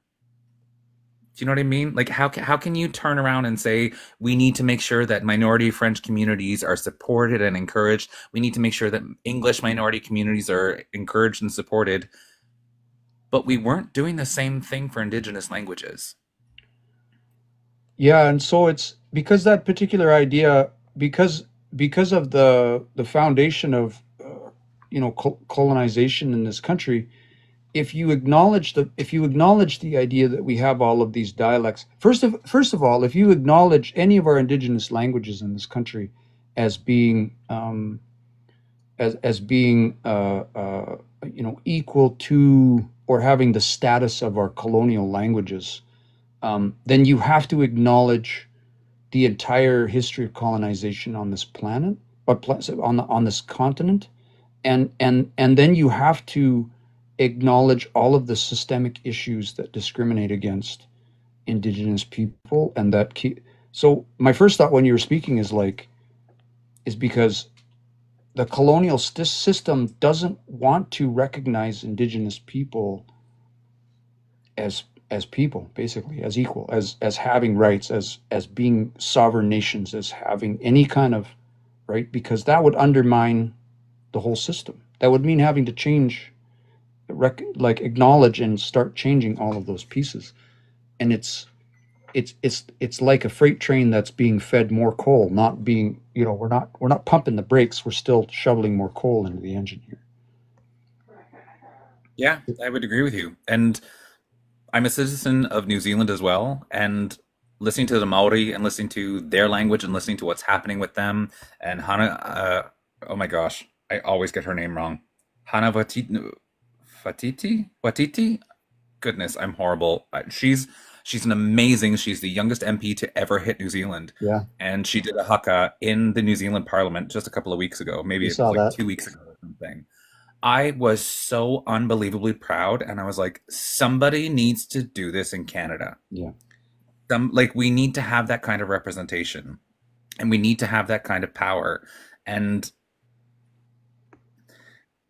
I think one of the things that bothers me the most is that we still live in such a colonial, racist country. Exactly. And no matter how many times I tell people, like, you really can't say that. You shouldn't say these things about indigenous peoples. It was like, oh, well, like, I won't even go into it because it's just awful. Yeah. It doesn't seem to matter. And for me as a queer person, I'm a trans non-binary person, but I'm also very white and I'm male presenting. So I am at the top of the privilege of like the trans non-binary community. I don't understand how hard it is for people to understand that everyone is a human and everyone has a language, whether it's an indigenous language, whether it's French, whether it's English, whether it's like me doing my cute little like, oh my God, this is so amazing. Like, that's a dialect. That's a different type of speaking. That's a different type of way of communicating. And if we can't all understand that the way that we communicate does not define us as people, like what are we headed towards? Yeah. You know what I mean? Yeah. Yeah. Just gonna plug my phone in here. Hopefully this doesn't do anything. Ta-da. Okay. Oh, so many thoughts. There's only so many things I can Sorry. speak to. There's only so many things I can speak to, again, because of my life experience, my privilege. I grew up in a family where my father's father actively mocked my dad and my the part of my family that reflected any type of indigenous activity, any of the Métis stuff, any of that stuff. He openly mocked my dad. So there was, I'll say, like, lateral violence of a kind within my own upbringing, and my thoughts on that are like, there's some ideas that are just so fundamentally ingrained in like from a very early age that are just accepted and completely normalized about about a people or like First Nations people, having grown up in a small town, Alberta, and there's just no awareness or self-reflection or effort or opportunity to like self-reflect on where those ideas come from within like my own family and the community that I grew up in, right? Having grown up near a couple of different reserves, right? Just the racism and the attitudes towards just the things that are just accepted as the truth for whatever reason. And until I think, just from my own experience, if we don't constantly sort of question those ideas and where they come from and why they exist, because there's a long running idea or a narrative that stems from all the way back to like doctrine of discovery, like some of those early what do they call that thing that the Pope did, the papal whatever, the idea that if a people don't worship or not worship, but like regard, Christian ideas or Christian God or those kinds of things, that they're not people. The papal bull, thank you. My brain's mush. I've been on this live for a while. The early papal bulls, the ones they won't rescind, that basically say that if you don't follow the Christian God, you're not human. That was the laws passed down by the Vatican or the Pope or whatever that gave way for the colonizing nations to just come and take this land by whatever means. They were justified in that because they had the blessing of the Pope, right? Yeah. The indigenous people, the foundations of colonization on this continent, or the concept or the idea that indigenous people aren't people,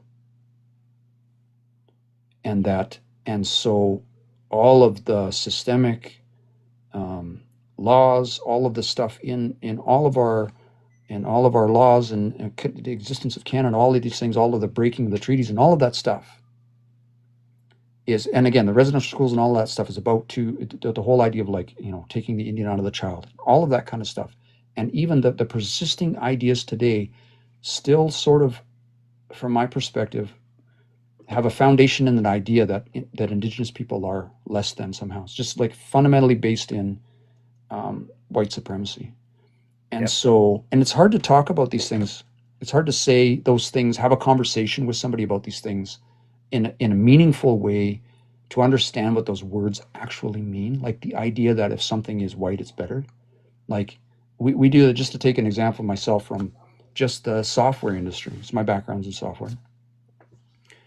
And we went through at one point and we looked at just one simple phrase: blacklist, whitelist and blacklist. It's like to Oh my God. blacklist something. Oh my God. You just opened a fucking Easter egg. Oh my. Sorry, Right. I'll let you So continue. just the idea would be like, why is something that is banned on the so-called blacklist? Why is that? Why do we whitelisted things are good and blacklisted things are bad? Why is that? And I mean, it's just a simple thing. So we went through and we renamed these to say these are allowed and these are not allowed. We just removed that terminology, but just the awareness of, and the process of going through and like thinking about some of those things and how they might be rooted in an ideology, or they might, just that we'd never thought about them before. Just trying to go through and think about like, where does this come from? Is this perpetuating harm?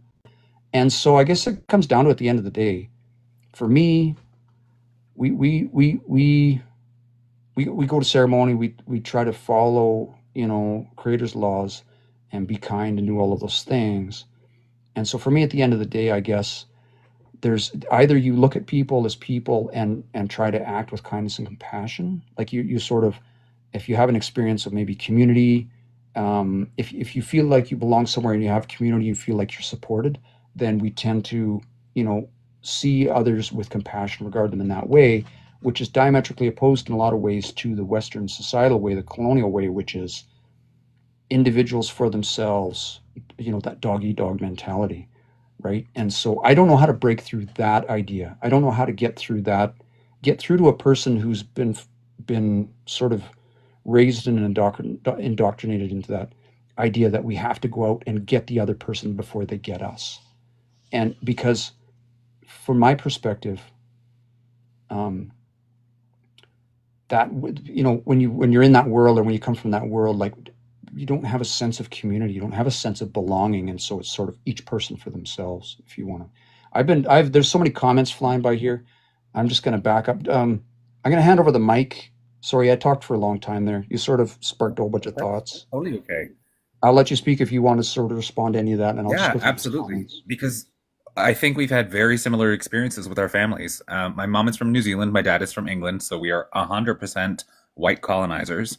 And my grandfather in New Zealand, God rest his soul, he was an amazing person. I don't know why I just said God. I'm an atheist. But he would call any Maori or Samoan or Polynesian the N-word. Yeah. That was his word. For any one of them that didn't look like him, that's what he would call them. My aunt actually worked in Samoa, Western Samoa, and she wasn't teaching English. She was jamming English down the indigenous people's throats, is how I say it now. And I told that to her face last time I saw her. She didn't like that, and that falls in my forgot to care pile. But when I was a kid, she, at like 40 years old or something, long story short, she was a homewrecker, brought the guy back to New Zealand. He wound up on welfare, a lot of different problems, but she had a child with this man. And when she gave birth, she named him after my grandfather. And to watch my grandfather absolutely flip simply because the kid had his name disgusted me. And even when we were kids, because we could not pronounce my cousin's last name, and I still can't because I haven't talked to the kid in a long time, and I literally don't know his last name. But it started with Tuafalangua and then kept going. And he doesn't have that on Facebook. He doesn't have it on any of his social media, so I actually can't find out his last name because he's never told me, and I've asked him a bunch of times. We called him Tuifui for years, and it wasn't until I was 24 years old that I realized how unbelievably racist that was. Because we were literally making fun of his heritage. We were making fun of his family. We were making fun of who he was simply because he came from Samoa. He was my aunt's kid. He is our family. He's our cousin. And every single one of us in the family ostracized him. And a couple of years ago, I had a conversation with both my mother and my sister, who both live here in Canada now, saying that we were unbelievably racist towards him. And they denied it vehemently. What do you mean racist? We're not bad. We're not racist. We're not. No, we were just making fun. Yeah, exactly. You were making fun of his last name because it didn't sound like a white name. And my sister, as a social worker, still will not accept the fact that we were being racist towards him and that calling him Tuifui was absolutely abhorrent.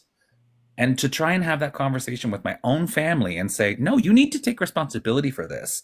And you need to apologize.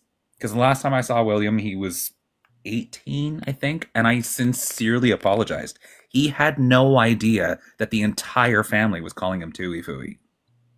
And when I came back, I've been down to New Zealand a bunch of times now, and starting to understand as what I first identified as gay and now I identify as trans non-binary, I'm starting to understand the amount of hatred and the amount of discrimination that happens simply because of who you are as a person.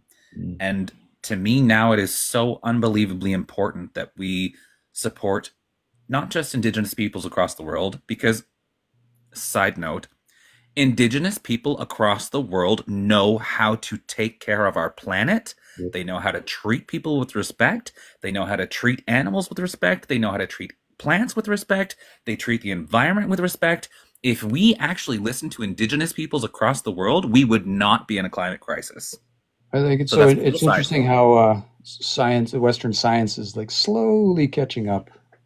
Very slowly catching up. Science isn't slowly catching up. Science has been telling us for over 100 years that if we keep going the way that we're going, like we have documents from like the 1870s and the 1890s saying that if we keep going the way that we're going, we're going to be screwed.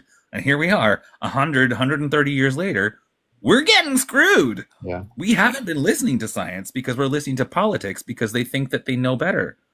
slowly catching up to indigenous knowledge is what I meant to say. I Sorry. just want to acknowledge some of these comments that are coming in Yeah, go while I for got it. the chance here. So, Motherhead Misfit said, as I grew up in Métis communities as well, they taught us Cree as well as French. Métis is, yeah, I think lots of Métis communities spoke lots of languages. So Wes Fox says, these treaties are the only reason we're considered as their own people. Most Canadians don't understand the treaties. They're not taught in schools. I don't know if they are now. They weren't when I was in school. No, they're not. You don't really, but people don't understand treaties. They don't understand how treaties work. That treaties exist between nations. They don't. People haven't read the treaties. The average Canadian does not know Canadian history. Wes says, and we were very lucky to start out these treaties today. It is up to us to protect them. Tapwe. Carla Quinn says, she is so bomb. I agree with you. Tapwe. Otago Sakusqueo, so true. The amount of times I've experienced discrimination towards the language is heartbreaking. And just even that idea of like, so something you said, Andrew, made me think about that, like about learning to pronounce people's names correctly. And I think that idea sits with me now just from also sort of making the connection between, like I talked about that earlier on the live, like if you come from community and you have that so-called res accent or whatever, that's the sound of your language. You have the gift of the sound of your language already, because that's what that is.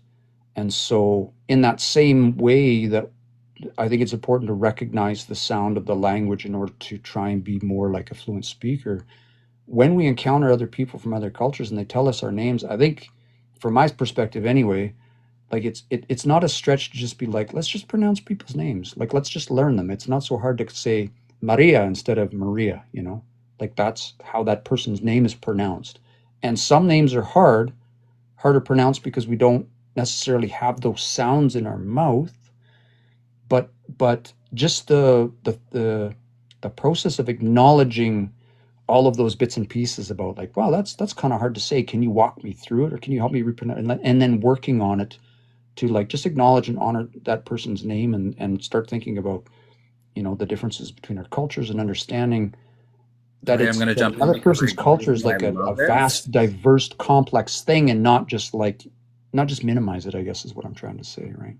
There's a little tiny portion that you're missing, and I love the fact that you're talking about this because I actually have a student that everybody calls her first name S, because they cannot and they will not make the effort to learn her last name. Her last name is Suririmusi, and it took me about 3.5 weeks to get it right. And there's another student that she's told me a bunch of different times. I'm like, my brain just keeps mixing two of the syllables. I don't know why it keeps doing it, and I keep apologizing to her because I'm like, I can't. Every time I think it's wrong, I flip it because I think I'm going to get it right, but then I actually get it wrong. But just the fact that people don't care enough. It's not a matter of they're not willing, it's that they don't care enough to make the effort, to put that effort forwards and go, I recognize you, I see you, and because I don't understand where this comes from, and I don't understand maybe the dialect or the pronunciation, that means I don't care enough to know you, and I don't care enough to respect you. And for me as a coach, like I'm a figure skating coach, I absolutely do everything that I can to learn everyone's names and how to pronounce them properly, regardless of where they come from, because Canada is a very, very diverse population. Yeah. And when somebody won't make that effort, all it tells me is that you might think you're a good person, but for you to just cut that off and take the shortcut tells me that you don't actually care about the individual that's right in front of you. And if you took the time to care about the individual that's right in front of you, and you listened and you learned and you made the effort, you'd actually become a much better person. And then you would be able to help other people to become better people. And it's not even a matter of which language it is or where it comes from. If you care enough, you'll make the effort. And if you don't care enough, you won't. And I'm starting to learn that people around me just don't care. And I find it just, and like even with my own family, I was like, oh, I can't pronounce her last name. Well, why don't you make the effort? Why don't you ask? Why don't you practice? Because if you can say anti-disestablishmentarianism, you can learn a fucking last name. Yeah, yeah. You know what And I I guess mean? I see the distinction between those as like just from the perspective of like natural law. You know, like either you see your position in the world as being dependent on your relationships to your community, to the land, to the language, to the things around you. In which case, it's not necessarily about caring; it's about belonging. Or you are Ooh. independent and you are disconnected from everything in that world where it's just like that sort of dog eat dog, each person for themselves mentality. And so that in Western society, the uh, YT folks, I'll say, don't have a collective identity.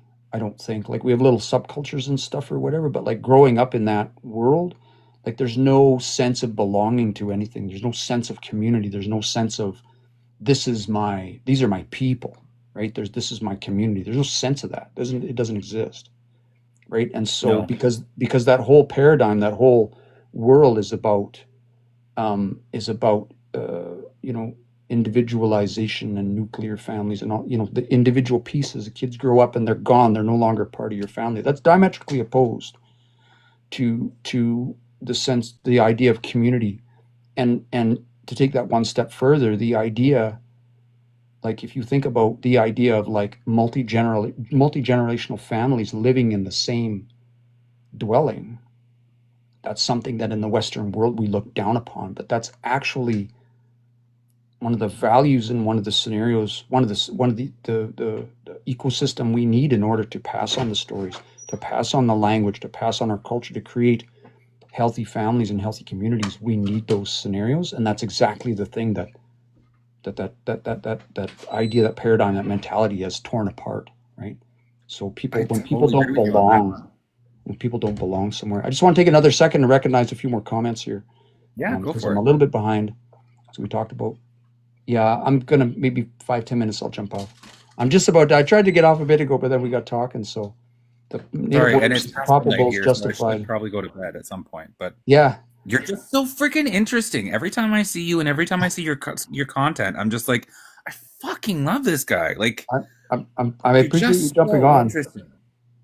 Native warrior says Bulls justified colonization, indigenous land theft throughout Christianity. That's exactly right.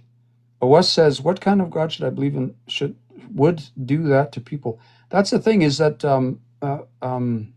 I hear people say, and I don't want to get too far into this one, but just to touch on that idea, OS, the idea that I hear people sometimes say that, oh, like the sort of like God, God or whatever, and then the creator, that they're the same thing, and I don't think those ideas are the same, because No. one of those is inclusive and one of those is not, right?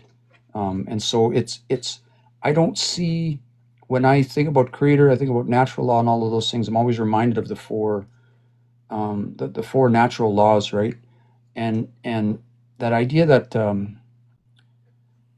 grass doesn't struggle to grow. We shouldn't struggle to understand and maintain our relationship with our environment, right? And so, Andrew, when you were talking about climate change earlier, when we think about indigenous knowledge and indigenous ideas and understanding with our relationship to the land, it doesn't come down to understanding the science of all of these things. It just comes down to knowing that we come from the land, and that we don't have rights, we have responsibilities. We have a responsibility to take care of these things. And so indigenous people have always been, I'm misquoting lots of people here who are way smarter than me, but that idea that we are the environment, right? We are the land. And so indigenous people standing up for, against whatever's standing up against, different things that are causing destruction to the environment or whatever, that's the land fighting back, right? Yeah. So I see creator as a compassion is the creator is a compassionate entity. Kise mantu, they say that word. Kise mantu, that means that kind, compassionate being. Okay?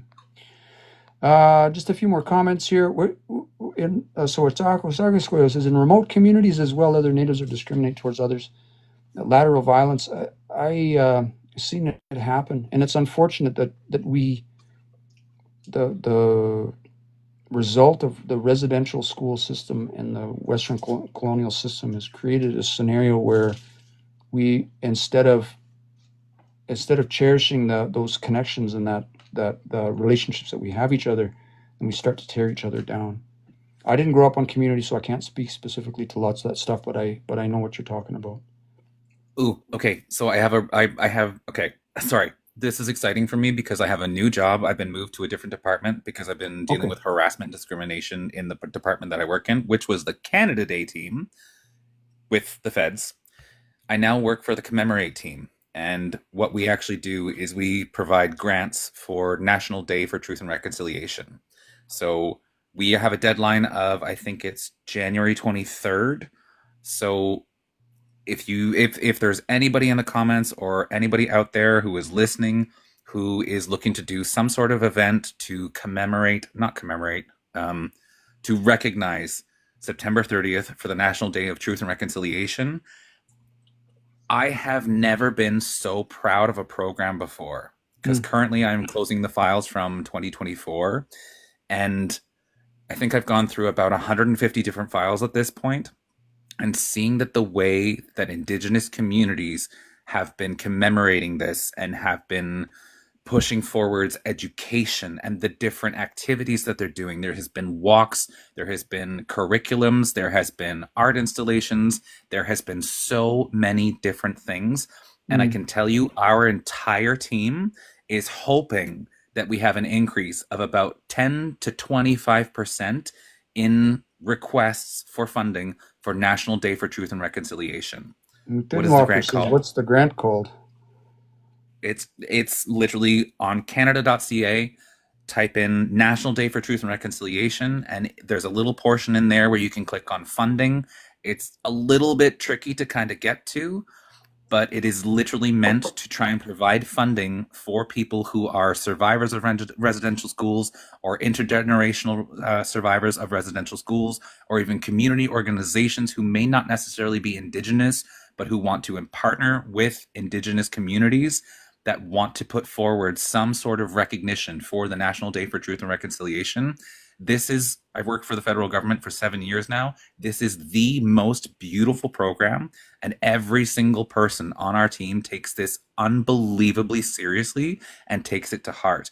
Like the number of people, like almost every day, somebody on the team sends some sort of positive, oh, I saw this from this community. Oh, I saw this from this community.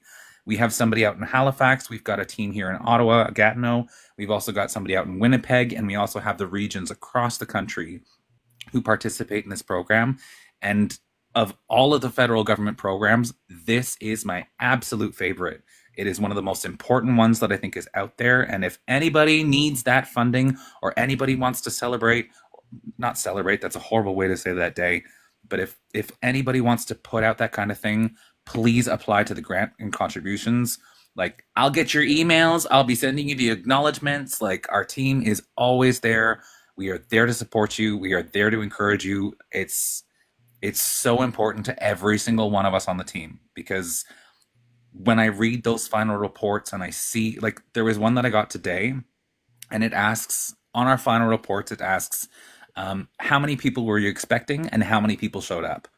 There was one of them who was expecting 150 people. There was over 2,000 people that showed up to their event. So the funding that they asked for, they had food for maybe 200 people.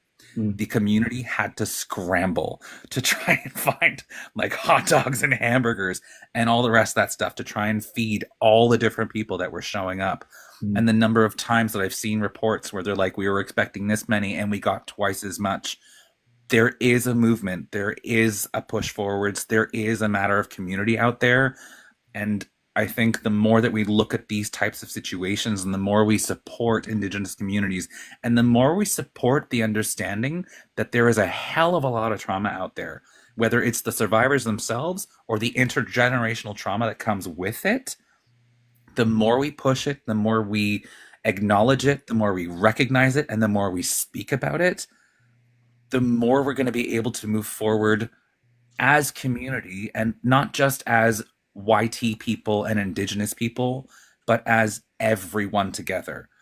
Because in Canada, like if we look at all the different minority communities, from the Indigenous people to people of color to the queer community to the immigrant community, if we all start talking together and we all start supporting each other and we all start recognizing each other, we are an incredibly powerful group of people. And instead of like my queer community, I keep on talking to them about Indigenous rights, and it's almost like it gets dismissed. I'm like, do you realize, like, do you not understand that as a queer person, the exact same things are happening to you? Like, can you not see the parallels? And to bring those communities together and to stand strong and to, I'm not going to say fight because I hate that word, but to promote kindness and understanding and learning, I think we're going to be a much better group of people. And hopefully we don't get the conservatives in government, because it's just going to be disastrous.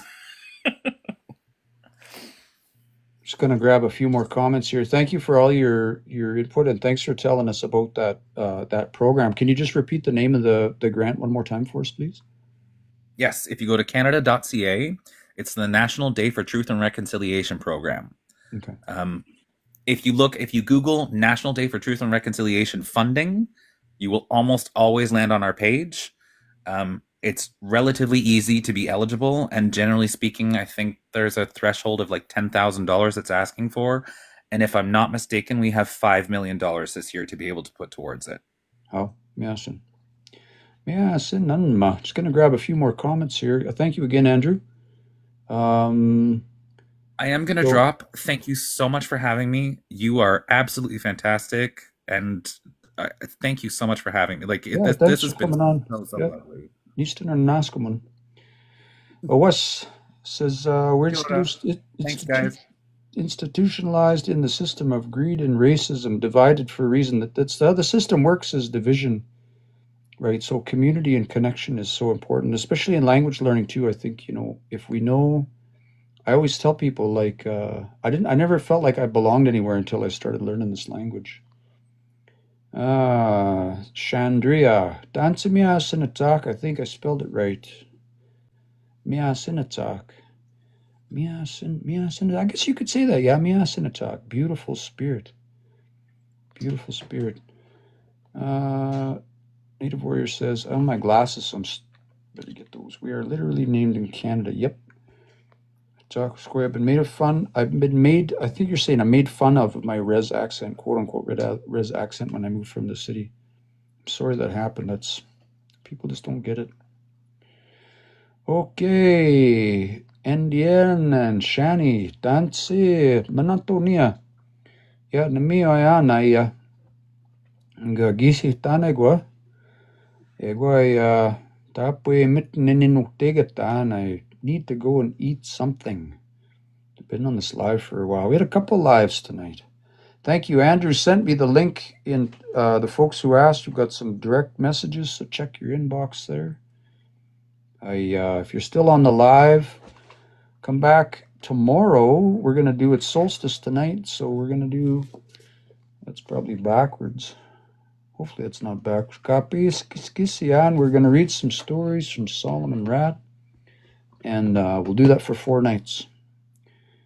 Starting tomorrow night, we'll do some stories. We'll do some tayo kiyânaw. Probably do some of these ones from Pipikis, Creation. We'll do some of those. And if we run out of stories after that, we'll go through my books and we'll find some more stories. Can you take a dance? I already ate. Asai? Asai kimitan. All right, we're going to sign off for the night. The Saimi nakakyo kitam skat na wow kananaskum tinawaw kakyo gape gyogoyek. Ay gape tagosiniek ne pagosimon ewi mio tips kayek. No, we mio tip ewi mio tipska gunsik. Tipska Gunsiek. I'll have to look that one up. I hope you all have a great evening. And I'll be back tomorrow. We'll read some stories. How? Muestas. Muestas. Egse.